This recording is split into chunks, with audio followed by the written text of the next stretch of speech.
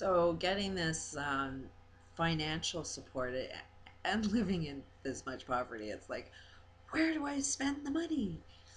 And it is like, yeah, save for, pay for food and eat better for a few more weeks. Um, One thing that, just because of the level of stress that I go through and muscles and like everything's fine, healthy wise, if I'm living my passions. Um, if I get affected by the drama in the world, then it affects my health. So it is a matter of listening to what is it that I need to build up my own strength and my own body and my own health. And that's what we all need to listen to. That your inner voice will tell you exactly what it is you need, and then you have to sort of design a program within yourself to start taking what it is you need. So another thing that I need is I've got a really uncomfortable bed. So it's like if I have a sleeping problem at night, a lot of it has to do with the comfort in that bed, and just because of muscular problems and joint problems, that a bed is so important, and sleep is so important to good physical health. So I'm thinking of buying a 2-inch foam for my bed, because that would be something to just really sink into, and maybe buy a pillow. I know those are like luxuries people have, but to me that's a luxury to be able to have a comfortable bed. And then I think of how many people in the world don't even have a bed to sleep in, and I don't feel um, bad at all. I feel extremely grateful to have what I do have. And although I'm collecting an income in a way that I totally disagree with, um, this financial support is helping me develop um, myself. And I need to take the responsibility of constantly keeping myself in the perfect direction.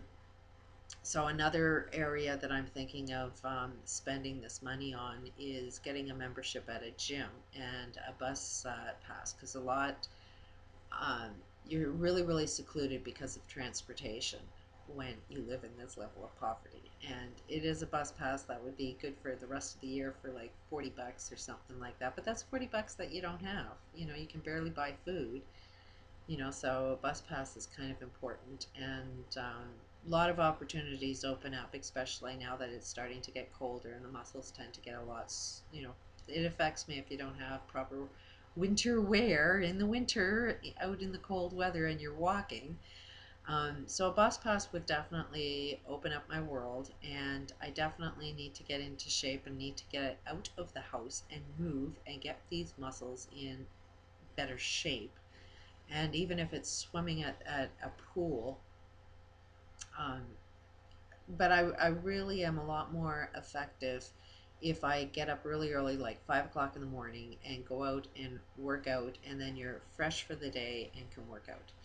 The next direction that I'd really like to take is get another computer somehow, because it's really, really hard to have access to this computer because it's a shared computer.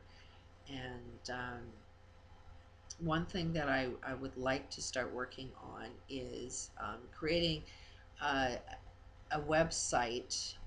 I've been involved in a lot of conversations with this Venus project, and it's not like the Venus project is a bad idea. It's they're missing a great deal of information, and you can't design a completely new world if you don't have the information that you need.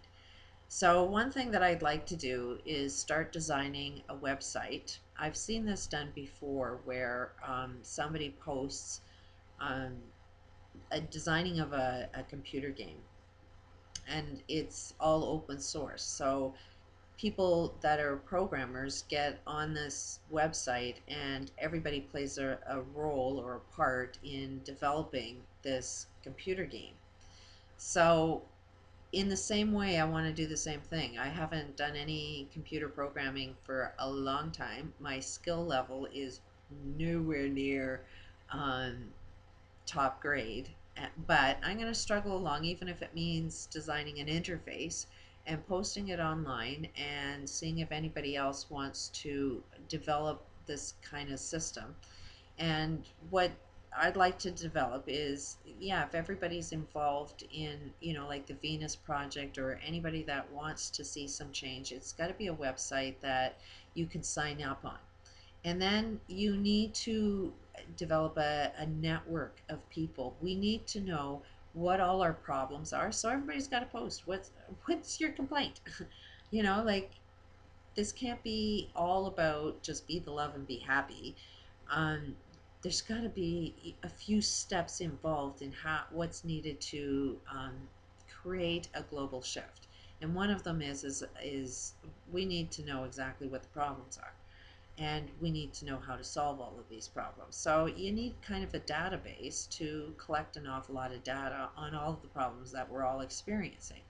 We're not getting it from our news. I mean, let's face it, there's only how many news stations, and it's a freaking globe. There's how many billions of people living on the planet, and those are the only stories going on in the world is the ones you hear on the news. There's a hell of a lot of other shit that's going on that we don't know about, and I think, if you want open government, if you want, the Venus Project there for everybody to see, well, it starts with a database. It starts with people starting to input their complaints, and then we start seeing the statistical data instantly that, hey, there's this many billion people that are saying that they don't have enough food to eat, or, like, we need to know what the big problems are. So that's the kind of website I'd like to start spending some time on, is someplace where we can log on, say, you're interested in change, you have these complaints, then it also has to be a system that says, hey, this is my talent. This is what I love doing. This is what I'm passionate about doing.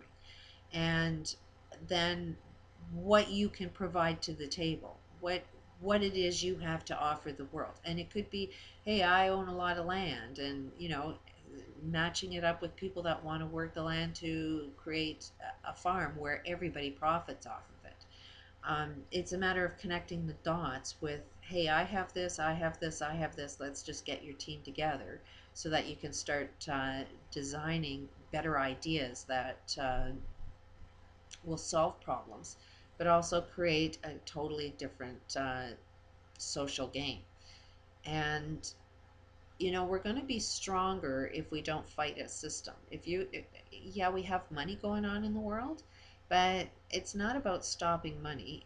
It's a matter of making a transition where you don't even know that it's happening. It's so gradual, and you start feeling solutions right away. So to get rid of our dollar is going to be next to impossible. So we need to find some solutions that we are in charge of our dollar and not these banksters, which means the money in the world didn't just disappear, and there's more than enough money for everybody on the planet to be millionaires. Like, really do some research on how much money is actually in the world. Divide that by how many people on the friggin' planet, and you'll see that everybody should be a couple of million. Everybody should be a millionaire if everything was spread out equally. And if there's a constant flow, an equal flow of money going on at the same time, then you should never lose your wealth. You should always be able to gain that same wealth that you spent. So if you're a millionaire, you're living like a millionaire, you're always earning a million, and you're always spending a million. And if everybody on the planet kind of knew how to um, live that way, nobody can control the money system. The money system, inflation, and all of that is controlled by media. It's all controlled by controlling consumerism. It's all, there. If you want to get into marketing, if you want to get to be a CEO, you have to take psychology. Why? To kind of learn how to control people's minds, to kind of control their behavior patterns, and guide them down the path that makes you friggin' rich. So,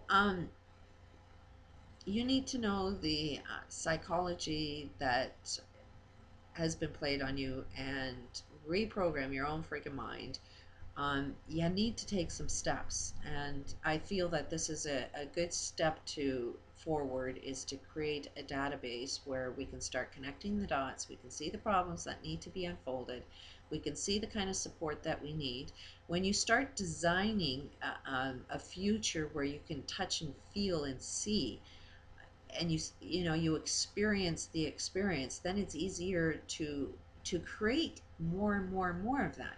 So for my channel, I'm putting out information, you know, here's what I'm good at, and I'm passionate about doing it. I'm listening to my own inner self, and I'm collecting financial support by obviously people that think this is worthy information. That's another aspect of it, is that you got to know where to spend your money. And if everybody's putting themselves out there for free, you have to see where it's valuable and spend your money on something that's valuable.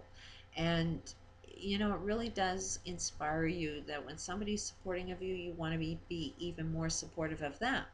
So it is a karma thing that when you support somebody else out, you're actually supporting the system that you want to sustain. It's like a vote of acceptance. And if you want your vote of acceptance, you got to play the same game with other people. So you can't expect somebody to have a heavy marketing campaign that says, here's my good idea, everybody support me, and then you create that same consumerism. It should be about whatever is attracted into your world. Think about whether it has any value to you, and are you putting something back. You know, if you've gained something, can you recognize that you've gained something, and then can you put something back in? And that could be done in so many different ways. It doesn't have to be financial. It could be just this network of people where a team gets built, and you know that donation of that team effort is just as, if not more important, in creating a big shift.